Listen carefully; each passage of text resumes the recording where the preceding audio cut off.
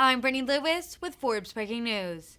At a Senate Banking Committee hearing on Thursday, Senator Bob Menendez spoke about the threat of climate change. He denounced his Republican colleagues for calling concerns about climate change an overreaction, mentioning several recent natural disasters, from wildfires in the West to recent flooding in Kentucky. Menendez also questioned witnesses about ways to reduce both costs and emissions, such as creating more walkable communities. Menendez from New Jersey is recognized. Thank you, Mr. Chairman. I just want to say the suggestion that the chairman's statements or that those of us who are concerned about climate change is an overreaction. Well, look at the wildfires in the West. How many acres have to go up in smoke?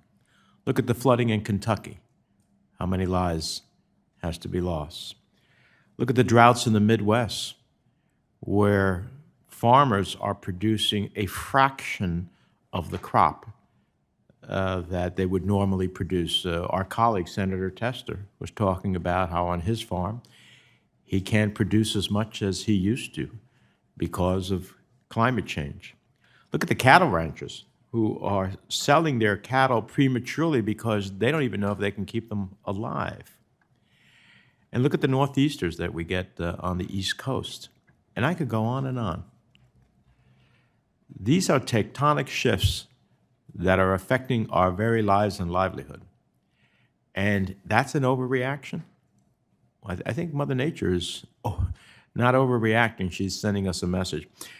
Flooding is one of the most expensive and most frequent natural disasters in the United States, and climate change is only going to intensify these events.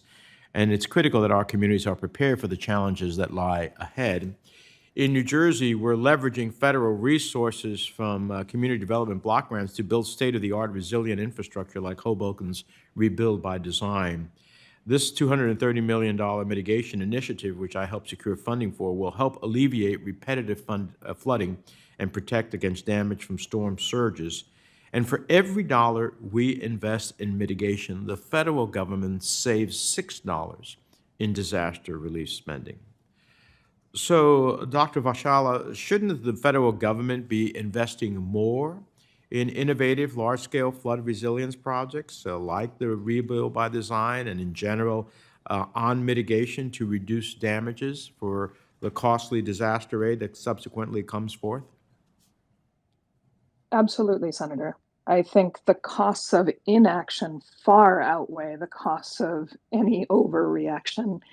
And the Hoboken example is an excellent one. The work in Hoboken to reinforce the coast, the water system, and build public infrastructure like beautiful new parks is also going to protect the local hospital that was under many feet of water after Hurricane Sandy.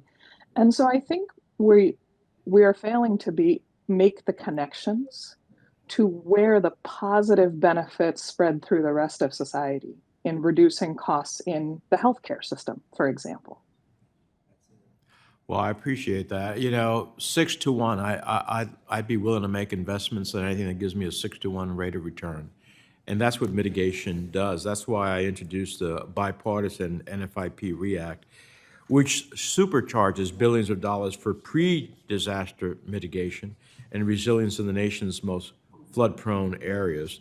And I hope we can get to that because that's going to not only save us money and save lives, it's also going to create a lot of jobs along the way. I've long been a vocal advocate for mass transit in my home state of New Jersey and across the country.